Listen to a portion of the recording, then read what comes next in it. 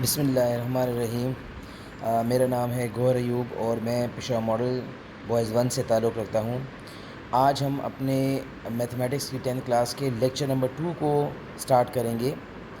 अगर dear students आपको याद हो तो हमने लेक्चर नंबर 1 में क्वाड्रेटिक इक्वेशंस को स्टार्ट किया था और क्वाड्रेटिक इक्वेशंस के बारे में स्टडी किया था कि क्वाड्रेटिक इक्वेशंस क्या होती हैं, क्वाड्रेटिक इक्वेशंस की स्टैंडर्ड फॉर्म क्या होती है, क्वाड्रेटिक इक्वेशन हमारी डेली लाइफ में कहाँ यूज़ होती हैं, और हमने उनके मेथड्स के बारे में डिस्कस किया था कि क्वाड्रेटिक इक्वेशंस को किस तरह से उनके सोल्यूशन सेट्स को फाइंड किया जाता है, जिसमें से हमने ये डिस्कस किया था कि 3 मेथड्स हम लोगों के पास होते हैं जिसे हम लोगों के कोर्स में पढ़ाया जाएगा, और एक कोर्स उसमें से एक मेथड को हमने सॉल्व किया था और उसकी एक एग्ज़ाम्पल को सिंप्लीफाई किया था। तो आइए हम चलते हैं अपने टॉपिक की तरफ दोबारा और वहाँ से कैरी करते हैं कि बाकी मेथड्स को कैसे किया जाएगा। आपको याद होगा कि 3 मेथड्स हमारे पास क्वाड्रेटिक इक्वेशंस को सॉल्व करने के लिए होते हैं, जिसमें से एक मेथड उसका कंप्लीटिंग स्क्वायर का था, एक मेथड उसमें से जो हमने पढ़ा था वो फैक्टराइजेशन था, और जो क्वाड्रेटिक फार्मूला था ये आज हम लोग पढ़ेंगे।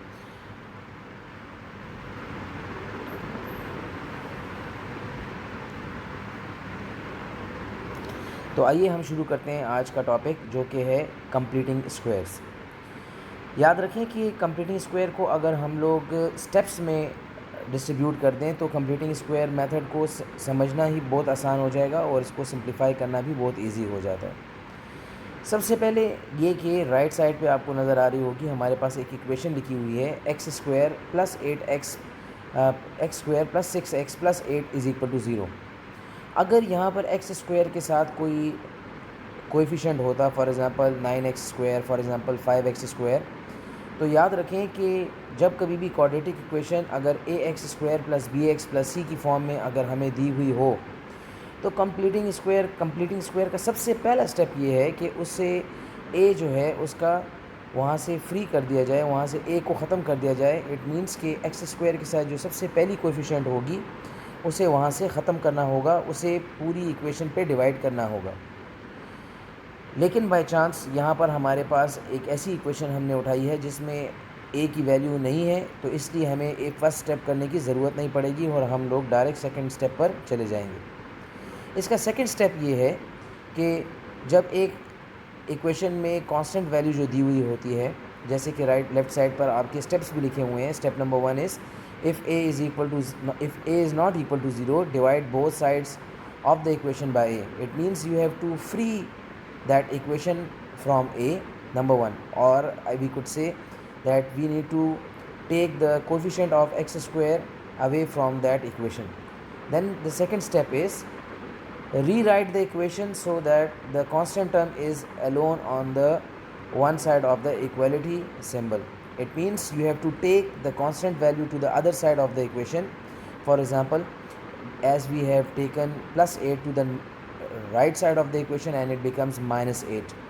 मतलब हमारे पास सबसे पहले हमारे पास जो कांस्टेंट वैल्यू होगी उसे राइट साइड पे लेके जाया जाएगा। Step number 3, square half the coefficient of x and add this square to both sides of the equation. In short इस स्टेप 3 का मतलब यहाँ पर यह है कि आपने लेफ़्ट साइड पर स्क्वायर कंप्लीट करवाना है। You have to complete the square. जबकि हमें इस बात का पता है कि अगर हमें एक परफेक्ट स्क्वायर चाहिए तो हमारे पास 3 टर्म्स का होना मस्ट है। Number 1 the square of the first term plus the square of the second term and plus और minus twice of the product of the both terms. It means हमें अब अगर क्वेश्चन में देखें तो एक्स स्क्वायर प्लस 6x लिखा हुआ है, तो एक्स स्क्वायर हमारे पास ये एक फर्स्ट टर्म होगा।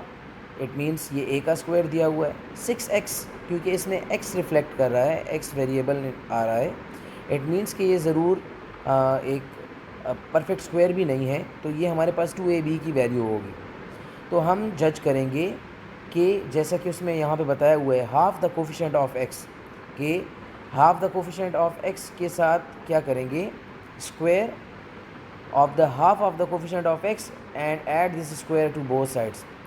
आप एक नंबर जो कि हमारे पास इस टर्म को यानी एक्स स्क्वायर फर्स्ट टर्म हो और twice of their product 6x हो, तो अगर मैं आपसे पूछूं कि हमारे पास ऐसी कौन सी वैल्यू होगी जो कि सेकंड टर्म होगी जो कि 2 टाइम्स x के साथ मल्टीप्लाई हो और 6 आंसर दे, तो ऑफ कोर्स आपका आंसर होगा कि वो एक 3 टर्म होगा जो हमारे पास मल्टीप्लाई होगा और वो हमें 6x देगा।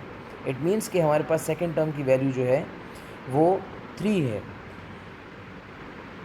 इससे हमें ये भी पता चलता है कि हमारे पास इस लेफ़्ट हैंड साइड पर 3 के स्क्वायर जो है वो मिसिंग है, और उसे अगर हम ऐड कर दें तो लेफ़्ट साइड पे स्क्वायर कंप्लीट हो सकता है।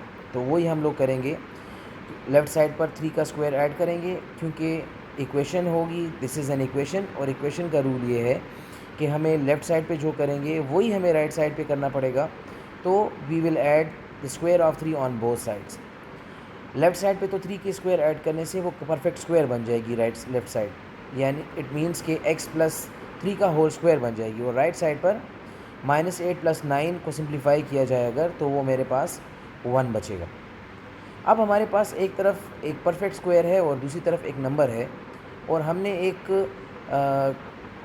वेरिएबल को फाइंड आउट करना है। इट मीन्स कि हमें वेरिएबल को फ्री करना है, वेरिएबल को अकेला करना है लेफ़्ट साइड पर।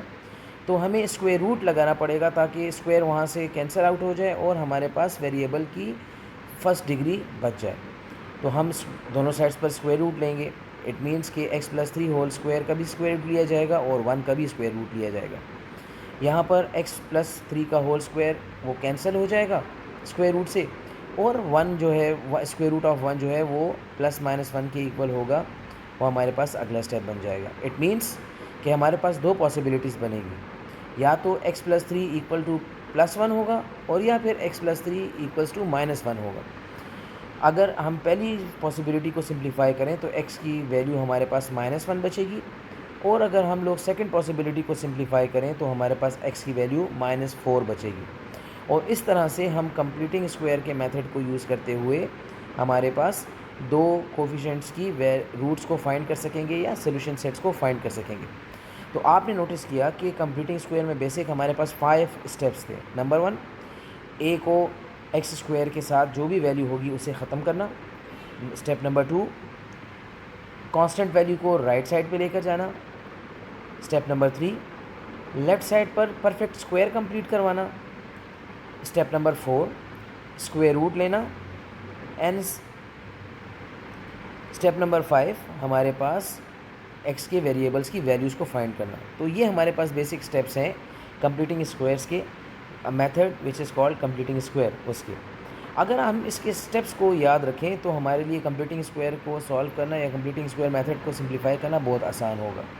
अगर आप इतनी एक्सरसाइज में देखें तो हमारे पास क्वेश्चन नंबर 3 जो आपके कोर्स में है, जिसमें हम लोगों ने पढ़ना है कि किस तरह से कंप्लीटिंग स्क्वायर मेथड से क्वेश्चंस को सिंप्लीफाई किया जाता है। ये आप लोगों का होमवर्क रहेगा। आप लोगों ने एक्सरसाइज 1.1 करनी है on page number exercise 1.1 which is on page number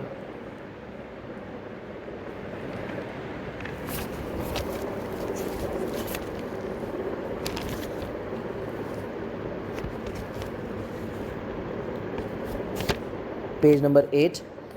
उसमें हमारे पास क्वेश्चन है question number 2 which is solve each of the following equations bye completing square method.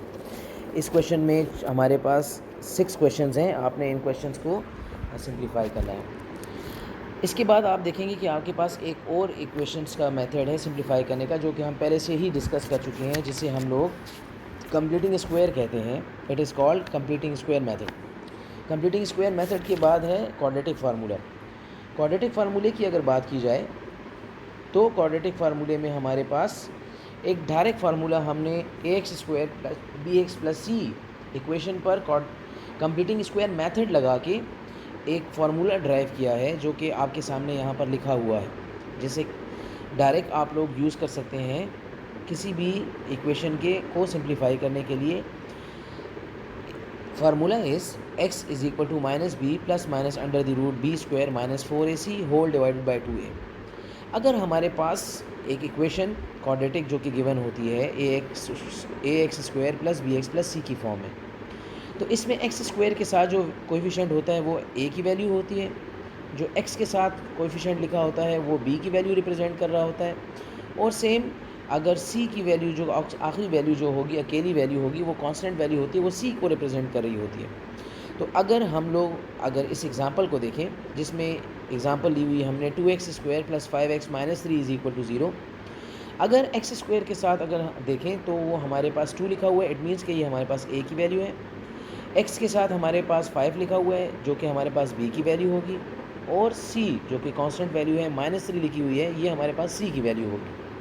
अगर हम ए बी सी की इन तीन वैल्यूज़ को क्वाड्रेटिक फार्मूला जो कि सामने हमारे लिखा हुआ है इसमें पुट कर दें, तो आप नोटिस करेंगे कि हमारे पास इस फार्मूले को सॉल्व करने से डायरेक्ट दो वैल्यूज़ फाइंड की जा सकती हैं। जैसे कि फार्मूले में है माइनस बी, तो हम पहले माइनस बी मीन्स के 5 की वैल्यू पुट करेंगे, फिर plus minus square root of 5 square minus 4 into two 4 into a into c, it means value of a जो है वो 2 इधर पुट की जाएगी वहाँ पर, और उसके साथ ए सी की वैल्यू माइनस 3 को मल्टीप्लाई किया जाएगा, and then whole divided by 2 times a, तो ए की वैल्यू वहाँ पर रिप्लेस होगी 2 से।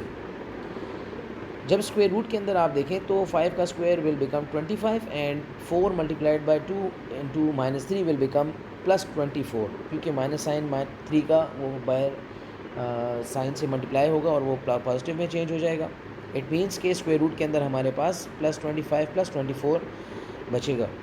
जब हम इन्हें सॉल्व करेंगे, इसे सिंप्लीफाई करेंगे, तो ये स्क्वायर रूट ऑफ 49 बचेगा, एंड वी ऑलरेडी नो कि स्क्वायर रूट ऑफ 49 जो है वो हमारे पास किसके इक्वल होता है, 7 के। इट मीन्स के x की वैल्यू हमारे पास -5 प्लस -7 डिवाइडेड बाय 4 आई।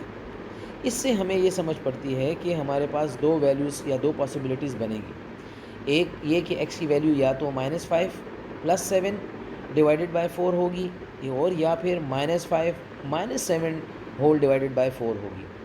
इन दोनों वैल्यूज़ को बारी बारी हम सॉल्व करेंगे और हम नोट करेंगे कि एक वैल्यू इससे हमारे पास 2/4, जिसे कैंसिल आउट करने से 1/2 बचेगा, और दूसरी वैल्यू को सिंप्लीफाई करने से -12/4 बचेगा, जिसे कैंसिल करने से -3 बचेगा।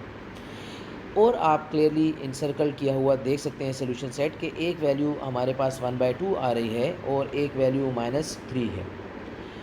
डे स्टूडेंट्स, ये थे हमारे पास वो 3 मेथड्स जो कि हमारे कोर्स में हमने स्टडी करने हैं, जिसे हम लोग किसी भी क्वाड्रेटिक इक्वेशन को सिंप्लीफाई करने के लिए यूज़ कर सकते हैं। याद रखें कि चौथा मेथड एक और भी है जिसे हम लोग ग्राफिकल मेथड कहते हैं, जो कि हमारे इस टाइम पर कोर्स में इंक्लूडेड नहीं है, लेकिन फोर्थ मेथड भी एक हमारा है जिसे हम लोग ग्राफिकल मेथड कह सकते हैं। वो फ़िलहाल हमने इस साल नहीं पढ़ना, लेकिन हमारे पास क्या होगा कि फैक्टराइजेशन हमारे पास जो क्वाड्रेटिक इक्वेशंस को सिंप्लीफाई करने के हमारे कोर्स में जो मेथड्स इंक्लूड किए गए हैं वो 3 मेथड्स हैं, जिसका नाम है factorisation method, completing square method, and as well as quadratic formula. याद रखें, ये पहले भी हम डिस्कस कर चुके हैं कि जब कभी भी क्वाड्रेटिक इक्वेशंस को सिंप्लीफाई किया जाता है तो इनके कर्व्स जो बनते हैं वो पैराबोलिक फंक्शन बनते हैं, पैराबोला की फॉर्म में वो कर्व्स बनाएंगे। तो अपने ऑब्जेक्टिव्स के लिए या कुछ शॉर्ट क्वेश्चंस के लिए ये भी याद रखें कि हमारे पास एक पैराबोलिक जो ग्राफ होगा वो असल में एक क्वाड्रेटिक इक्वेशन का होगा। आई होप कि आप लोगों को इस सारे टॉपिक की सही से समझ आई होगी। अगर आपको फिर भी कोई इश्यूज़ हों तो आप कमेंट में नीचे मैसेज कर सकते हैं या फिर व्हाट्सएप पे हमसे कांटेक्ट कर सकते हैं। आज के लिए सिर्फ इतना ही था। 2 मेथड्स हमने पढ़े, one of them was completing square and the other one was quadratic formula. I hope you understood all these topics and you will complete your homework at exercise 1.1. Thank you very much, and that's all for today. Assalamu alaikum.